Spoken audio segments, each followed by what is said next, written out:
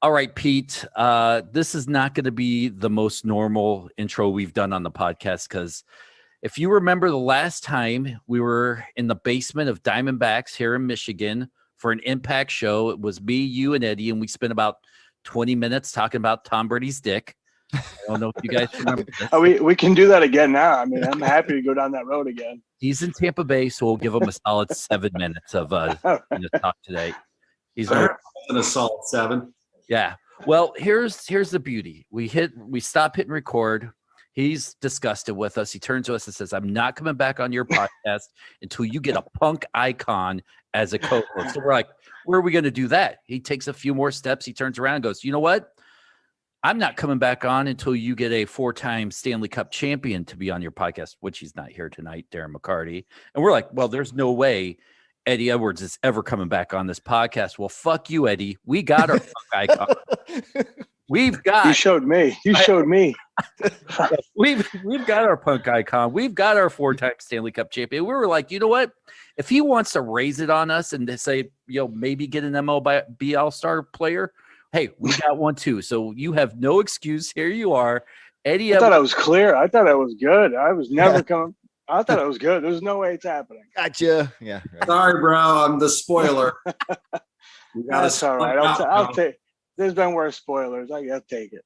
Grab some Good Brothers whiskey. It's stay a while. So I will start this off by saying you are absolutely one of my favorite people in the wrestling industry. Not even wrestler, favorite people. And I think I tell you that every time I see you because we're Boston brothers. The Oaklands and the Canadians, they don't understand us. Ride or die. That's right. So thank you so much for coming back on after 4 or 5 years. It's been, that's been a while. I know. Mind blowing. Yeah. I'm glad. I am happy to be back. I'm proud of the team you've assembled. It's amazing. Well, wrestling nerds assemble. We're like the wrestling Avenger nerds. It's amazing when you realize which guy people that you never think of are wrestling fans, and then somehow they get linked up and it's like, oh, all right, you're one of us. Good to know. Yep. And by the way, for all of Eddie Edwards fans who are watching this and don't know who we are, that's PD Williams, the man behind the man at Impact Wrestling, my best friend and yours. And down in the corner is the punk rock icon in my eyes, one of my favorite people from the band Rancid. That's Lars Fredrickson. Hello, everyone. Well, Pete, can we get the sorry. How's she going, eh? Thanks. And if we had piped in crowd noise like we do at Impact tapings, that's where it would be. It brings us up. You know what I want to do is I want to hire Vince McMahon to be my crowd noise. You know what I mean? Because he could just press the button. Because he'd get me over. Even though everybody hates me, he'd get me over. Oh, yeah. Push the fucking button.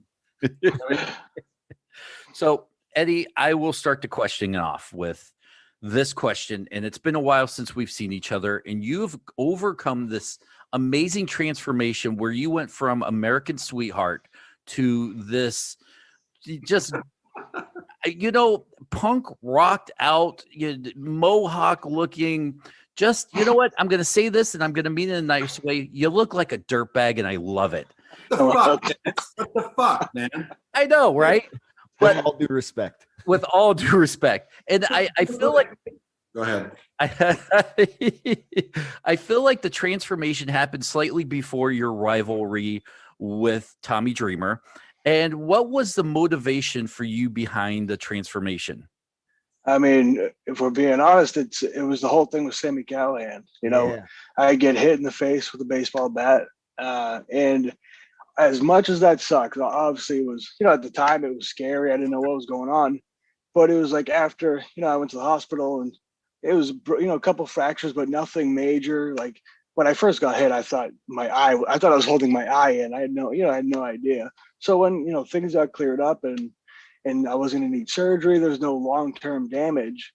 It was like, well, what can we do with this? It's not like you're not going to just brush that to the side and we're going to have some regular old rivalry. It's like people can relate to when they see something real. You see a guy get hit in the face with a baseball bat, you can only imagine what type of pain he's in and the anger behind it. So it was kind of like a natural progression slowly. It wasn't overnight. I feel like it kind of went and went. I had more, more growing to do, but it gave me a chance to kind of think outside the box for me, to get uncomfortable, to try new things. And man, I'm happy with where it went and what I've become, because I've never been more comfortable, who I am in the ring, out of the ring, backstage. I've never been more comfortable than what I'm doing now. And I feel like, everything led up to this. If it wasn't for that crazy ass bad accident, who knows what I'd be doing. Maybe I'd still be a regular old baby face trying to, get the title. But, I enjoy what I'm doing. I have so much more freedom being this type of character than I did before. It was a lot more fun.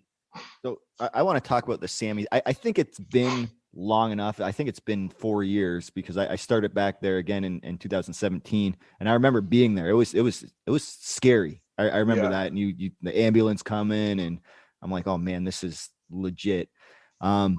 What after that? Obviously, they pitched the idea, and you're like, yeah, obviously we have to make an angle out of it. How much heat did you guys legit have, or did you guys I know you're really professional, Eddie, but man, I'm gonna when I'm wrestling him, I know I gotta. So you got him tied up on the ropes. Yeah, and hitting with the kendo stick. You're like, I'm gonna get my receipt, man. I remember I got him a few good times. Okay, I got him a few good times, but I've been on the other end where, I was wrestling and I broke the guy's leg by landing on him wrong, and it's as shitty as it is to happen to you, it's almost as bad being on the other end, especially when. Like me and Sami are friends. We've known each other for a long time, and it was a freak accident that happened. But, I felt bad for him, because as soon as it happened, you could see, the look on his face, his demeanor changed. And, he couldn't apologize enough, over and over, and text and call and making sure everything was all good. So I understand there was really no heat behind the scenes, which, I think if it was the other way around, it would have been the same, because we respect each other and what we do. And it was a freak thing, and it sucks all around. So that's what made the fact that we could turn it into an angle that much better, because, it wasn't like we hated each other. We didn't want to work together. I didn't trust him or whatever. It was like, well, we got chicken shit. Let's make chicken salad. See what we can do with it. Yeah. Well, that whole episode, obviously, probably stuck in your brain as something like that would be for a long time. I wanted to know, how did you get past that? You got to step in the ring again with this guy. Petey was saying, maybe you're going to cash some receipts or something like that, but you're also friends. And, like you said, you had a lot of compassion and forgiveness for him. So, but how do you just get over this hump of oh shit, It's one of those things where it's, pro wrestling's weird, where when you're wrestling a friend, you tend to, lay it in a little harder, or so every once in a while, it's like, you're having fun, you're caught in the moment. And with me and Sami, it was very much in the moment. At that pay-per-view, when I had Sami tied up on the ropes, and, I'm getting my receipts with the cane, I was going in, especially in a situation like that. It's like the fans have been on this ride. The fans feel what I've been through. And it was an amazing feeling to be, I'm getting chills right now. It was an amazing feeling to be hitting with the kendo stick as hard as I can. He's bleeding, spit going everywhere, and the crowd's chanting Eddie. It's like, I'm trying to murder this guy right now, and people are chanting for it. It's like, this is something special. And I think we realized that as soon as we touched again, it was like, all right, this is something special. Let's go out there. We're going to be beat. We know we're going to be beat up. Things are going to happen. There may be some black eyes and bumps and bruises, but we know what we need to do to make this succeed. I want to switch directions a little bit and talk about your time and your rivalry with Tommy Dreamer. And I don't know so much you are a sentimental kind of guy. I've had the pleasure of being backstage after a couple of your matches when riding Petey Williams' coattails. And I saw an amazing embrace after one of your matches, basically where he passed the torch to you with the kendo stick. Are you kind of a sentimental guy? Do you have that kendo stick? Is it the one that you brought out every week? Did you swap it out?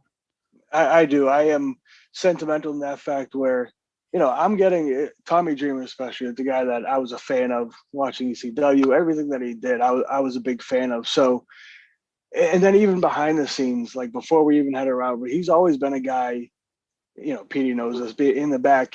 Tom is a guy you can go to for anything. You ask his opinion. Is this good? Does it suck? And he will tell you the truth no matter what. And he's always been kind of like, he's like that godfather back there. He's like my crazy uncle. I can trust him with anything. He's a guy I go to to ask him what I could have done better. What shouldn't I have done? What should have, we thought about changing. I've always gone to him for that. And it's interesting because he will come to me for the same stuff, which is obviously, like, to me, it's like mind blowing. And it's a huge sign of respect for Tommy to ask my opinion about anything. So to be able to have that match on the pay-per-view, for him to gift me that kendo stick, it's like, it was flashing back. I'm like, I can't wait to tell my brother. My little brother got me back into wrestling and got me, he lent me the money to join wrestling school. So it's like, we were the wrestling fans. Like, I can't wait to tell him that, I'm wrestling Tommy Dreamer and he's going to give me a kendo stick. And it was the one that I used every week until I broke it. I've broken a few, but that had a good run, but I still do have that. I think it's broken in half in my room, actually. So I do have that. But every once in a while, it was, RVD, when I got to do the thing with Raven, even as a vignette, it's like these guys that I watched growing up and having D'Lo Brown in the back. It's like every once in a while you have to sit and enjoy it and realize what you're doing. Like, this is amazing. These are guys that I idolize and still do idolize. And I'm sharing locker rooms with them. Like, I'm talking to them, I'm shooting the shit with them. Like, you got to sit back and like, this is pretty amazing. This is pretty cool. So I want to take it back even further, because I always like to know how people get started in the current company that they're in. So when you started in Impact, I don't even know what year it was, like 14. Yeah, 14. So man, you've been there 8 years now. So did you contact them? Did somebody reach out to you and be like, hey, you started with Davey, right? With Davey, yeah. So we finished up our deal at ROH, and it was kind of like, we were always on the same ground. Like, all right, we've kind of done what we want to do here. We want to try to go somewhere else, get bigger, get more exposure and stuff like that. And we both got invited to a WWE tryout. We went down and we did that, and it went well. They ended up offering us a chance to come back and do like training for a week and then do the TV taping. And it was going to be like that for a few months. So we went down and did that. Things went well. We had a match, seemed like it went okay. And then, when we got to the back, it just seemed like, I don't know, it was off. Like, something was off in the back. And we could tell, like, they're not as high on us as they were at one point. You know what I mean? Oh, and they literally, like, the next day, they got in touch, like, hey, you know what? We don't really have anything for you guys. So, yeah, I mean, it was before the new era of NXT almost. Like, there weren't a lot of, indie guys coming in. It was kind of like that crossover was just starting to happen. So we got the email that we were done, and literally, I mean, minutes after that, we got in touch with Dave Lagana. He had reached out before that, but Lagana was working at Impact. We worked with him at Ring of Honor. And so he reached out to us before, the tryout and what we were going to do. And we were told that we're going to try to see what happens and go from there. So when we got that email, we're like, well, let's call Dave. And Dave got in touch, and Dave had Big call us. And I mean, it was later on that day that we were signed with Impact, which in the end, I mean, again, I like to think things happen for a reason, and I wouldn't be, who knows what would be going on right now in my life if that didn't happen.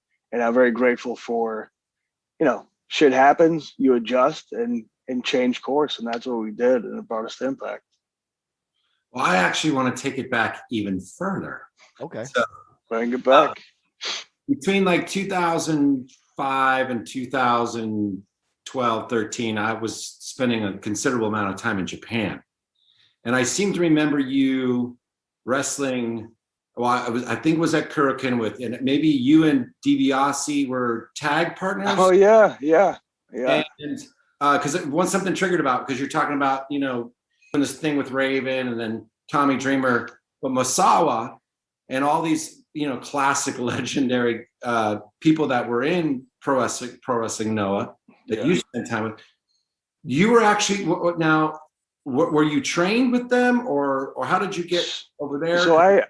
So I started training. I trained at Killer Kowalski's outside of Boston, up my way, and that was 2001.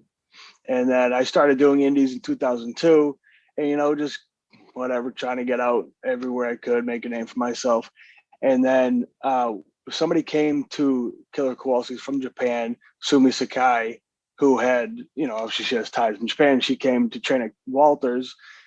So she ended up opening the door for me, like would you want to go over there and train as a young boy, basically, like start from, from the bottom? I was like, hell yeah. Like, yes. Because there's a lot of guys that, I idolize and looked up to. Like, so many people have gone, from States to Japan, and they made it big in Japan. They come back to the States, and, like, that was always kind of a dream of what I wanted to do. And that opportunity came, and I was like, hell yeah. So I went there. I was the only English speaker, there's some broken English in the dojo, but, I was in there with 6 other Japanese guys who were training every day and, cleaning the ring and, taking the bags to the bus and training before the shows and all that. So I went there in 2005 is when I first went over there. And, right from the beginning, it was again, it's like I've had a lot of mind blowing or pretty cool things that have happened. So, I'm in the dojo and Kenta Kobashi comes in to eat lunch. Like, we'd do the training upstairs in the ring, weight training and then bumping in the ring, whatever we had to do. We would do that. The guys, the veterans would come downstairs. I wasn't making the food. The Japanese guys took care of that. They made the chanko, and like all the veterans sit around. It's like Kobashi, Akiyama, Kenta, Marufuji, like all these guys sitting around this table eating. And I'm like, I'm dead from training, but it's like, again, who would have thought I'd be in this position right now, sharing a room with these legends and being able to train the way they were trained to get into the business. And, at first, the training sucked because there was a lot of different stuff that I didn't do at Kowalski's. Kowalski was very much pro wrestling training, going over holds and takedowns and stuff like that, where over there, you have to basically pass a test to be allowed to get into the dojo. So it's like every day we'd be doing 300 squats. We'd be doing 300 push-ups. We'd be doing the neck bridges. We'd be doing the ab lift. Like, everything that we did was all stuff that I never really did because I didn't wrestle amateurly or anything like that. I never did these neck bridges. So like, I remember down in the dojo, we're eating lunch and my neck is just like cramping up because I can't even lift my head. I'm like, I hope they don't notice this. It was just like it was a rude awakening for a while, but it was like there were moments where I didn't know if I don't know if I can do this. Like, I'm dying, but gradually got better and then made it through it. And they offered me, a chance to wrestle. And it was like, I made it, I'm on the show. And then it was kind of worked my way up from first matches and so on and so forth from there. Wow. Now, you're a seasoned vet now, world traveled. You are one of the mainstays at Impact Wrestling, and kind of like PD, and a lot of people don't really realize is Impact not only is putting out a great TV product, but if you really look behind the scenes, they're becoming one of the more powerhouses in developing agents and talents that they're going off to other companies and becoming super successful. Has it ever crossed your mind maybe to start looking and doing some more behind the scenes, especially with the wealth of knowledge that's back there at Impact and seeing how successful other talent has been that you, Lance Storm, Pete, you can name off the top of your head right now 5 or 6 people that have left Impact, gone up north, and is being successful up there. Has it crossed your mind to do anything like that? It has. Yeah. As time goes on, obviously I know, I can't wrestle forever. I'm going to try to, but obviously at some point, it's going to kind of come to an end. And I've always been very intrigued by, the agent positions, producers and stuff like that. So, throughout the days, I'll hang around Gorilla and try to watch how they're calling the matches, how they're calling the camera shots and stuff like that, and just kind of take it all in. It's not something I want to do anytime soon because I'd like to be able to focus. I'd like to be able to focus on it. For PD, I don't know how you and Saban and you guys do both wrestling and agent. I don't know. I don't know how you guys do that. Right? Sucks, man, but it's crazy. And like, Tommy, the same thing. Tommy would be like, yeah, I'm agenting 6 matches. I'm wrestling in 2. And it's like, I see you guys run around nonstop, but I am very much interested in doing that. And I think down the road, I would definitely be open to that. And, hopefully when the time comes, it's something I can try out. all right. So, well, I want to switch gears a little bit. And I don't know if you like talking about your personal life. So if you don't want to talk about it, you don't have to. So recent surgery that just happened at last set of tapings, like we were all, did you get my card? Yes, I did. Okay. All right. Thank you very much. Yeah, no problem. That was his real question. That's all he wanted. That's it. Yeah. Here's your next. All right, next subject. So What happened? Because I hear, the like fifth hand story of like, how it happened and all that kind of stuff. But, I'd like to hear it from you. I mean, so that second to last day of tapings, like during the day a little bit, and then like after my match, just kind of hanging out, my stomach just like it didn't feel right. It wasn't like it was like a pain, but it was nothing real familiar. It was like, but wrestling mentality, I'm like, I'll go hang out, and the thing about like that night, we're having a big get together. Like, the first time in a while that we've had, it was like invites to everybody to have like a big after show hangout party type thing. And so in my mind, I'm like, we'll hang out. I'll have a couple seltzers. I'm sure, I'll go to sleep and I'll be all good. But, during the party, we're hanging out and it just gets a little worse and continuously gets worse, where like I do the old kayfabe duck out. I told Alicia, I'm like, I gotta go up to the room. And she's like, what is going on? It's like, I don't feel good. I'm going to go lay down and see what happens. So I go up there and I'm like, try to lay down. And it's just getting like brutal pain where I'm like, I don't know. I don't know what it is.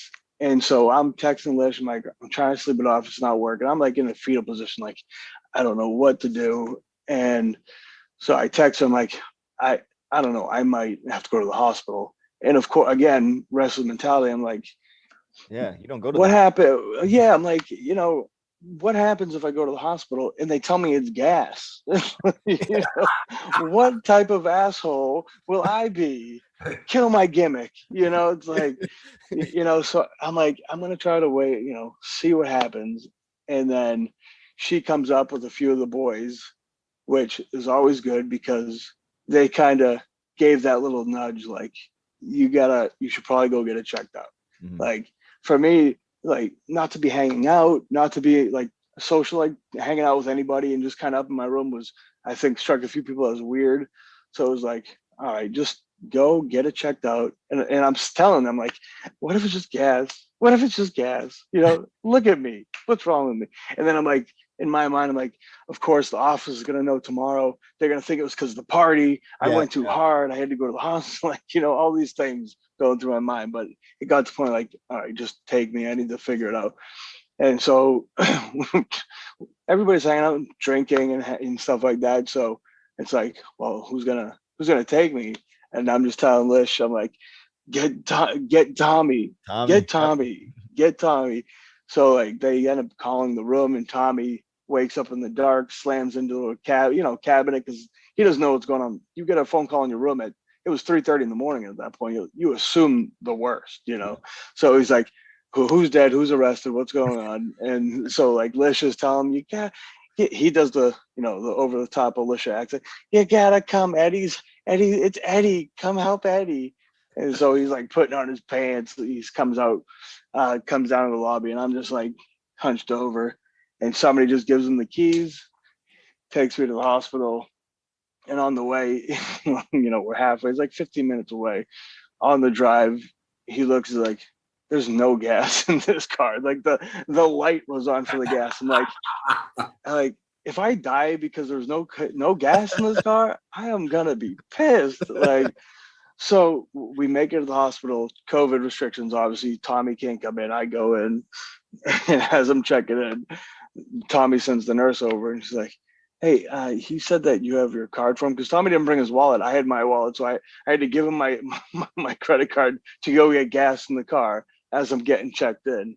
And so he kind of goes out there and he just hangs out. And this was the closest I've ever been to being that crazy person in the emergency room who's like, I gotta be seen. Somebody's gotta see. Like, I was abyss in the emergency room, just rocking back and forth. Like, oh, there's somebody puking over there. There's somebody sleeping in the corner. Like, oh, what is going on? So they take me in, and the doctor finally comes in. He gives me a few pokes on the stomach. And he's like, well, that's appendicitis, so we're gonna have to take out your appendix. I'm like, oh, okay. Well, at least it's something real, and it's not something major, in my mind. So they ended up doing it that following morning, the surgery, and I got released later that day. Oh no, the next day I got released. And Impact, I give them credit. They took care of me. They, extended the room because I was told I shouldn't fly by numerous people. Tommy Dreamer, again, there's been a lot of guys who've died from blood clots and stuff like that after surgery. So, I was like, I'll go home in a couple days, but I ended up staying until I got out on Wednesday. I stayed until Sunday. They took care of the hotel and stuff, and, switched my flight up. And, after the surgery, it was like a couple days where it sucked because they did I don't know, it's not arthroscopically, but with a scope. So there's 3 little holes, basically. Like they didn't cut me open, just 3 holes. Yeah, it was like they blew up my stomach, put a camera in, and then did whatever they needed to do to take it out on the other end. A couple of days of being in severe, not severe pain, but pain from the surgery where getting up or moving or coughing or anything like that sucked.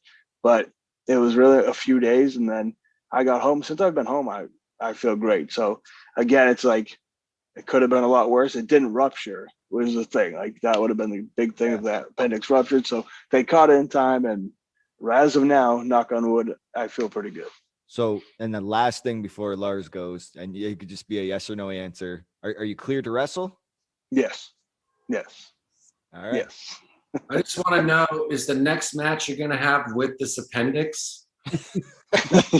I already lost that match, but I lost that appendix that match. Over. Yeah, he's over. He's gone. I asked if I could take it home too. Everything that hurts you have a match with. But I and I ask this question every show because everybody I feel has either similar or very different opinions. We're in a world of wrestling that we've never seen before, and where I feel like you can actually see it coming through the TV screen that these wrestlers have a lot more creative freedom. Now, do you think now that if you're experiencing it right now, that's more important than actually the paycheck? I think it's a little bit of both because obviously, if you're doing this for a job, you want to, get paid, but there's always times where you could give up the creativity to go somewhere else and maybe get a chance of making more money. Or like with Impact, Impact, I think, kind of set the path for this creativity. Like, especially for me, like as soon as I got to Impact, you could feel like our opinion mattered. It was like, well, what if it always is a team effort. Putting a match together, putting an angle together. They're always taking your input, and it's never like, no, you do this and that's it. So having that, I think it makes people happy. It makes me happy. It makes the workers happy to be able to have that creativity, have that outlet for it. It goes a long way. And some guys want the creativity, and maybe a little less money. And some guys don't care about the creativity. They just want to go somewhere and make as much money as possible for as long as they can. And I've never been one to judge. Guys can go anywhere they want. They do what's best for them. Like I never take anything personal, in this business. Like, do what you got to do. But for me, Impact is the perfect mix. Like, I get paid to do it, which is my dream job. I get to do that, and I also get to be as creative as I can. Like, it's really endless. There's no restrictions, like for the most part, no restrictions. Like, you guys can go out there and do whatever you want as long as you make it work. And this is the story you're trying to tell. And it's a great team. It's overused in sports and wrestling, but it's like it very much does feel like a family type atmosphere where you can go to anybody in that locker room and ask for an opinion or ask what would they do and stuff like that, and very open about things. And again, that I think that just helps the morale for everybody. I know it does for me. I feel like I could approach anybody about anything at any time in Impact, and you just take it and go. And I think that's a very good thing about Impact that maybe not enough people know. But I'm more than happy to tell everybody how great the atmosphere is for Impact. July 17th, Slammiversary is coming up. Do you have any certain Slammiversary moments from the past that really stick out to you? I know right now, Petey and I are really trying to recruit Lars heavily to show up for that pay-per-view with us. Ooh. So maybe we can get you to talk him into it as well. Well, I'm gonna be smashing Eddie's appendix with Sami Callahan. That's gonna be the match. Oh, let's do Lars versus Penny's or, Eddie's appendix. So it's gonna be a 3-way match. I think. I like it. Petey, you're the special referee. Yeah, you're the audience. Perfect. Yeah. Perfect. For me, the last year, I won the world title again, and just like I think last year's was, it was a crazy time, obviously, with the pandemic, and the main event match getting changed numerous times, and then it ended up having a couple mystery guys come back. You had Swan come back, and Eric Young comes back, and the Good Brothers come in that night. It felt like something big, like the buzz going into last year's, which hopefully it does for this year too. But last year is like, you could feel it in the air. Like this is a big moment. Like this is a pretty special thing. Like, especially in the pandemic, for the company to, give me the opportunity to try to help Impact and carry the team the best I could in a pandemic where all eyes were on us that night. I mean, the hype before it, everybody was watching that show, and for me to be able to go out on top as the world champion there, and then the Good Brothers come out and, we drink some beer and stuff. That was a pretty memorable one. It's just all the circumstances going into it, and then obviously, winning the title as well. So do you feel like, because I feel like I've really thought about this before, this interview tonight. I really feel like you are the franchise player in Impact Wrestling currently right now. Maybe you don't feel that way. Maybe you do. Do you, like, think about it? You just mentioned at Slammiversary they gave you the title. All right. It feels like whenever, like, oh shit, what do we do? They can always say, we could do it with Eddie. Like, you're that guy that you can always turn to. Do you feel the same way? And if you don't, then who would you say has that role? Yeah, I mean, that's something that I've always want. That's what I want to be. I want to be the guy that, they need somebody to do, a 20-minute match or whatever, do an interview or a segment. Like, I want to be the champion, because I want to be that guy that goes out and does interviews or has to, work numerous times throughout the day. Like, that's kind of what I pride myself on. And I've always wanted to be the guy who can have a decent match with anybody. Yeah. And, like, guys like that in wrestling, they tend to have long careers and get jobs because you go out there and do what you need to do. So I've always aimed to do that. Every once in a while I do notice it, in the locker room. Like, I feel emotional about it, but like when guys come up and ask me for opinions or advice, like, it's weird to think like that I'm getting to that point in my career, you know what I mean, where I can be that guy. But I'm more than open to it, and I'm happy to do it.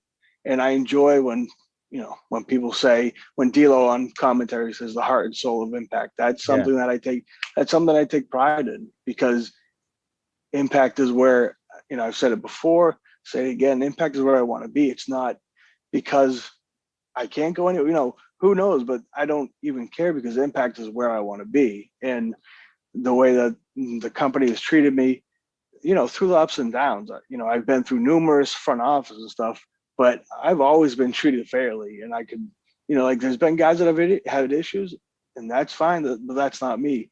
So I'm proud to be that guy in Impact. So when people say that, it's an honor for you to say that, it's an honor as well, man. It really is. You mentioned winning the belt and, these things, but what I want to know, I guess, is there anybody in any company that you haven't yet wrestled? I know you've wrestled pretty much everyone that you can think of, but is there one person that maybe two ships in the night, maybe you didn't ever cross paths, but maybe there's still an opportunity for you to get in the ring with? Who would that be? Yeah, I mean, right now, Kenny Omega is he's the Impact champion. And, we've we've both been in the States at the same time. We've both been in Japan at the same time. We've both worked on the same shows at the same time, but we've never done a singles match anywhere. And, the fact, I mean, it's crazy for how long we've both been wrestling, and just like how we've been around each other quite a bit, you know what I mean?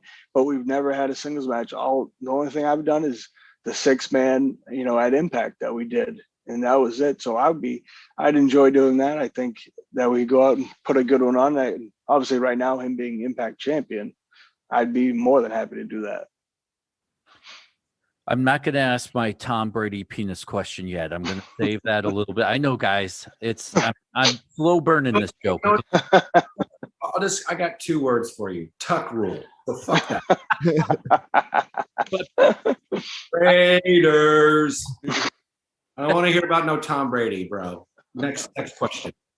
But I do want to ask this question, and we often talk to guests about the Forbidden Door, and I know that you've been asked about it a lot. But I want to ask from the perspective of they've really been stingy in a good way with the talent sharing process of this thing. Are you a guy that might be chomping at the bit to be involved with this? Are you perfectly happy sitting back and watching other people go and in being ambassadors for the Impact brand?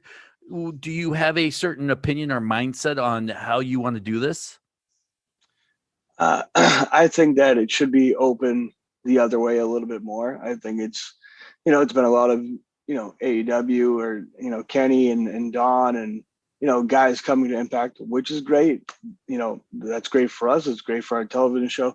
But I think it would be, even better if we had guys from Impact going to AEW, and I understand that they're 2 different companies and it takes a lot to make things line up. And I get it's tough to happen, but I think that would go a long way to have, guys from Impact show up over there. And I would be happy to do that because, as I say, I'm always happy to represent Impact. So I would love to go over there and do something if the time is right. But as of right now, it's not the right time.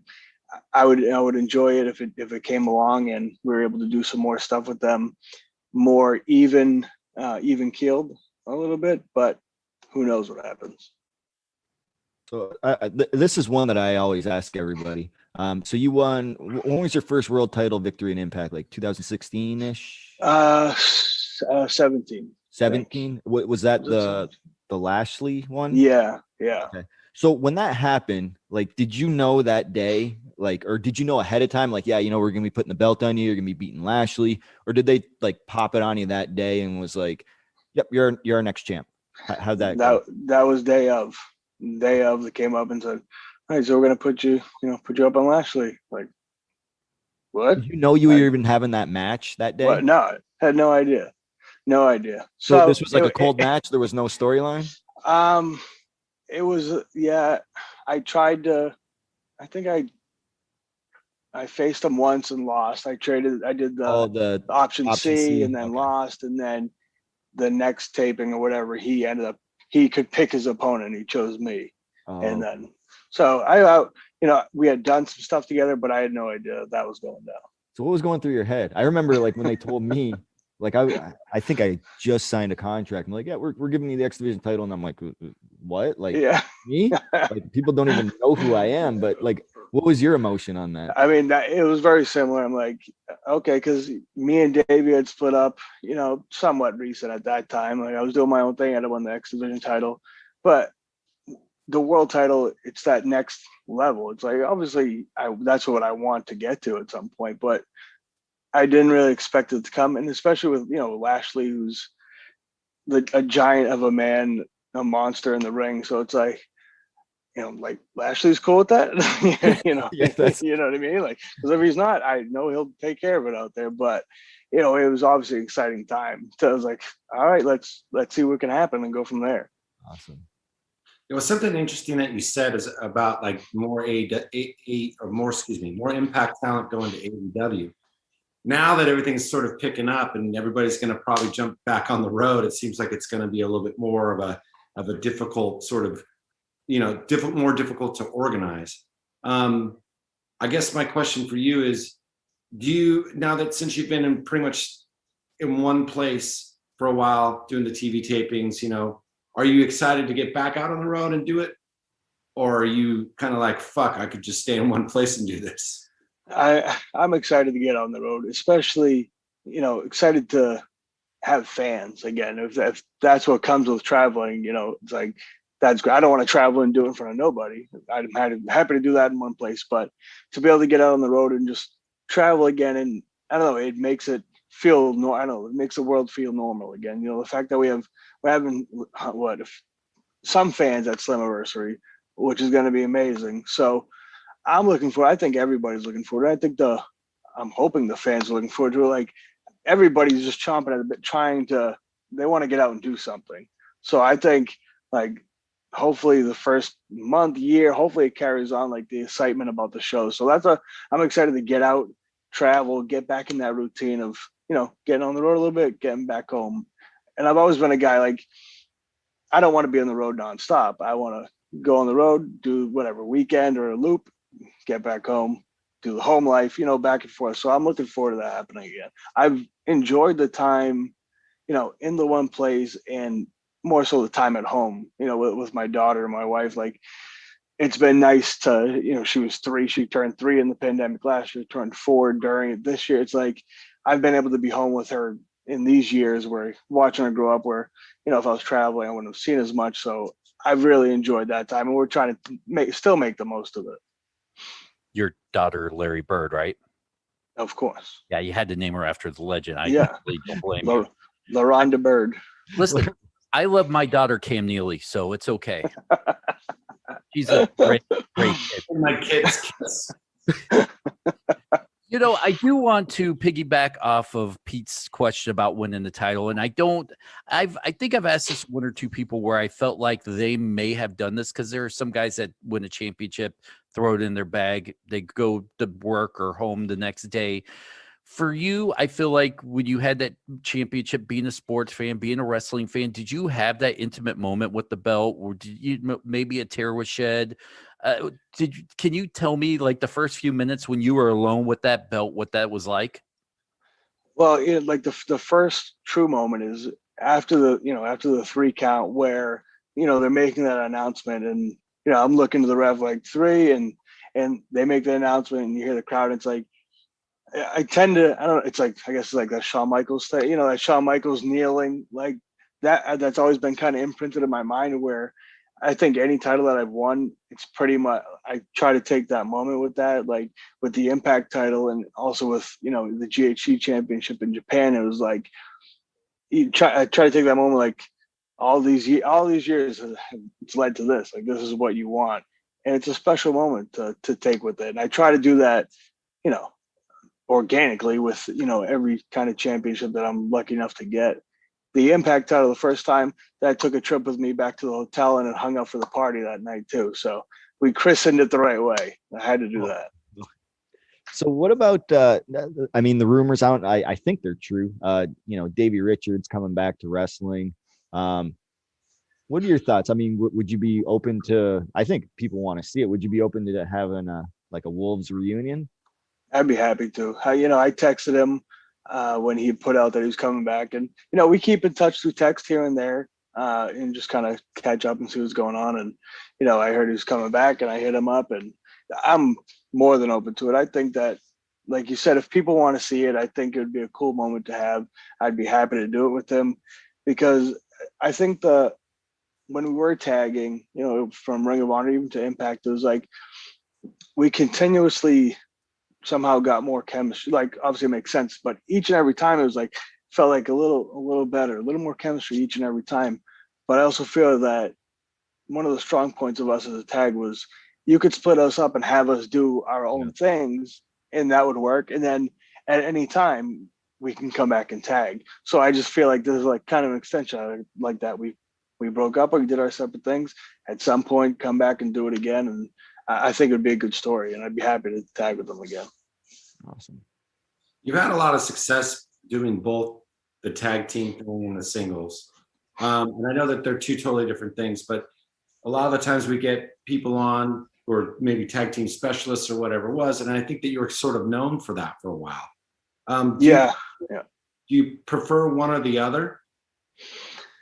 No, I think they're drastically different. They're different enough where I can enjoy them both separately. Like the tag team wrestling is such an art. Like, there's such an art way for it to be done correctly. Like when you see a great tag match, it's amazing. Like when you're using all four guys, like you're doing creative things, you can really get those juices flowing, especially with four minds. And it's four guys trying to create this magic moment in the ring, and a lot goes into it. And I feel like, it really ups your creativity in that aspect where it's like, well, we have four guys, I've always hated when tag matches feel like two singles matches, when it's like two guys are in the ring and then two guys in the ring, and that's always irked me. So I've always enjoyed when tag matches just run and flow so smoothly where you don't even notice. So that I always enjoyed that, and it helped me having Davey debuting together at Impact. It was great because he was like my safety. Like I could rely on him. Like we were doing it together, where if I was coming in alone, who knows where my mind would have been. But I was like, all right, me and Dave, we were here together. We get to do our thing. And then on the single side, I think for the most part, not everybody, but for the most part, wrestlers get in it because, well, we want to, make a living, but also you want to be the world champion. And it's tough to do that if you're strictly a tag team guy. So that's kind of one of the things that, like, I took pride in the fact that me and Davey in Ring of Honor too, it was like, we can go off and have good matches, good angles or programs with other guys, but then we can come back together. And I think that's kind of what made us, strong and successful on both fronts. So I can't say which one. I love them both differently, but just as much as the other. I know we have time for one more question apiece. And, I think my question is a culmination of everything we've kind of asked about your time in Impact, where you've now kind of found yourself as a locker room leader. And I don't know, there's not a class out there. Nobody can really teach you how to be a locker room leader or how to run a locker room, because essentially being the locker room leader, you become the ambassador for the office to the boys. And at times, sometimes Impact does have a high turnover rate. But there's a core group of guys there where you've kind of come out to be the voice. Is there, and I'm trying to figure out in my mind how to ask this question, so bear with me, but was there anybody that kind of taught you how to be a locker room leader?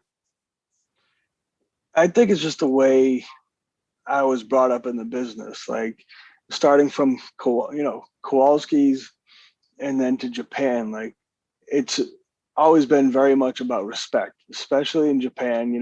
The veteran wrestlers, they sit down first, like you take their bags. Like it was very much respect based on, guys that have been doing it longer than you. And from Kowalski's as well, it's like you show up, you introduce yourself. It's like just the way I was brought up in the business. It was like I've seen every point of it because I did that ride myself. It's like I've been in locker rooms where guys are locker room leaders, and I know who I would go to if I had an issue or if I wanted to bring something up. And it's just like I just try to do my best to be as helpful as I can, for everybody. Because I think obviously the more communication between office and talent and issues that are going on, the more communication, the better, because then things don't blow up into something. So it's like, if you there's all different people, guys and girls, who kind of police the locker room and try to get a feel what's going on. And again, I'm going to sound repetitive. It's like, I enjoy doing it. I'm proud to do that for Impact. And I think it's just over time, I've kind of try to pay attention and do things the right way from when I first began till now. It's like we came up in the business, Pete, it's like you do things the right way. And if you don't do it the right way, you're gonna get heat. And It's obviously not as extreme these days as it was then. But I talked to a few different guys in the locker room where I think a few things should be, should be held to like today. We should still stand up, like, you introduce yourself, like new person in the building, you go over and say hi, like that type of stuff. When that doesn't happen, I think it irks everybody. But to answer your question, I think it's just kind of sitting back and watching until you got to do it. See, now hang on, and I don't mean to cut anybody off. I'm sorry, but I I almost kind of disagree with the new person thing because, and hear me out. I've been a guy that is, rode Petey Williams coattails in the back of a Impact locker room and hanging out. And I've had people come shake my hand like I'm somebody. And I get that my lot in life is not really anybody but Petey's friend. But for you guys,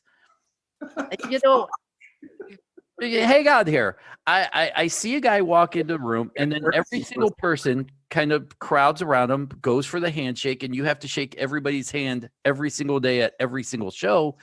And I almost feel no, that's not what I'm saying though. There's a right way and a wrong way to do it. Okay. If me and Petey having a conversation, you don't come up to us and try to, oh, hi, I'm Eddie. Hi, nice to meet you. If you're walking by somebody in the hallway, you'd give the, hey, what's up? I don't care if you come and shake my hand, but let it be known that you're happy to be where you are. Okay. It's not about the physically shaking. I don't give a shit about that. It's like, what's up? How you doing? Like, that's it. Just being cordial and don't be awkward. And when you're walking by somebody, you don't say anything. No. Like, that's all I'm saying. There's a right way and a wrong way to do it. And when it's the wrong time. You should know when it's the wrong time to do it. I'm going to shake your hand every time I see you. Because if we've done it where it's like we're having conversations and then three people will come up and like, hey, what were we talking about? Yeah. Or they just stand around you. They're looking at you like, what? Oh, hi. What's going on? Oh, you know what though?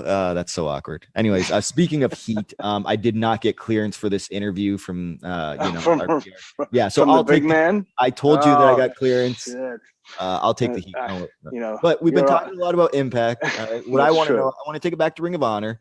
What are some of like your favorite matches that you've had there? Or maybe not even matches, just your favorite memories that you had there. When me and Davey first got rolling as a tag team, and our first big matches we did in Canada, I believe it was in Canada. We did a 45-minute Broadway, me and Dave against Seth Rollins and Bryan Danielson, and we did that, and that was like, that was wrestling. They were two top guys at that point, so for us to kind of do that match, go the full distance was pretty cool, and for it to be a good match and to feel good coming out of that, I was like, okay, that was something cool, and like I can stand, like I can go with them. That was a cool moment. In Boston, Massachusetts, I broke my elbow wrestling Kevin Steen. I did a tope and my elbow broke. Finished the match, but the next day we had a show at the Manhattan Center. It was a ladder match against Steen and Generico, Sami Zayn, or supposedly Sami Zayn. I don't know. But so we had a ladder match that next day. I went, after breaking my elbow, I went to the hospital, and it was like a clean break. They just said, wrap it up in a, whatever hard cast, not like a hard cast, but the soft cast that's wrapped up a bunch. And I asked them, could I do any more damage to it? And they're like, no. So I was like, okay, I'll wrestle. And so I did the ladder match with a broken arm, my arm in a straight cast. And that was kind of a moment that changed things for me in Ring of Honor, where I was this kind of gritty baby face type guy, like climbing the ladder. Again, that real emotion. You see a guy with a broken arm climbing a ladder trying to get the belt, and the crowd came up, and that was a special one as well. And Bret Hart was there, and he said I had balls, so that was cool too. I was on that show actually. And were you? Yeah, I wrestled Aries, and it was the Twinkie match. Todd Sinclair is the ref's name. Yes. Oh yes. Twinkies. Yeah. That was a good show. Oh yes, that was a good show. But yeah, I mean, and then winning the world title from Roderick Strong, he's a good friend of mine, and we did that in the Manhattan Center. And that was very much a match where nobody thought I had a chance really at that point, which if you look at it, I probably didn't, you know what I mean? Like I hadn't been put in that spot yet. So it was like a quick flash pin roll up. And again, the crowd came up, like it made it feel like it was a special moment. Like that wasn't supposed to happen. The people who were there, like, holy shit, this just happened. And it felt the same way for me. My last question is going to have nothing to do with wrestling, because I'm going to be in Massachusetts on Saturday. Oh, Mass is one of my favorite states in the union. and I've been going there for a long time. So my question to you is, in the North End, what is your favorite Italian restaurant? You probably hate me. I can't even count. I can count on one hand the amount of times I've been to North End for Italian food. I'm not a. It's just I don't know. I don't get down there enough, and it's sad to say. It's sad to say, but Okay, what about a Florentine cannoli? You've ever had one of those? from Mike's Pastry, Yes. yes, I have had that. That is. We I could see that I didn't want to push you too far, and I knew you were going to turn on me. All right. Whew. Thank you. I'm so fucking pissed. You know? I mean, it's fucking God damn it. being from Boston, and you're like, that's my last question. And I just want to say I'm a big fan of yours, and I've enjoyed you over the years, and seeing you in Japan and then seeing you here. And it's pretty cool to be able to sit here and talk to you now. And all the best to you and your appendix. No, fuck my appendix. Thank you. Thank you, man. That means a lot. And it's amazing that you saw me in Japan. That's mind blowing. So you're a legend, and I do appreciate it, man. Hopefully we'll see it. Hopefully you get to come to a show at some point soon. I mean, that's the plan. You know what I mean? So. Oh yeah. It's cool. It's very cool. Thank you, man. Thank you.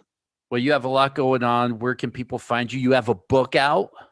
Oh yeah. Well, I have a a children's book that I did with an amazing artist, Mark Polton.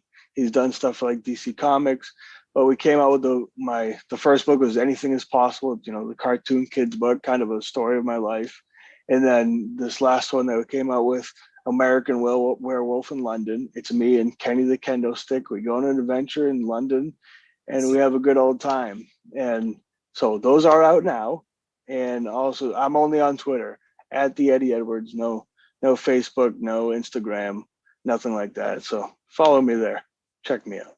And I said this at the beginning. I'll say this again. You are one of my favorite people. Anytime I've ever reached out, you've always made it a habit to answer me, and you've been very generous to Petey and I over the years. So thank you very much. Thank you. And I appreciate you putting me on, and thank you for that compliment. It means a lot. It really does.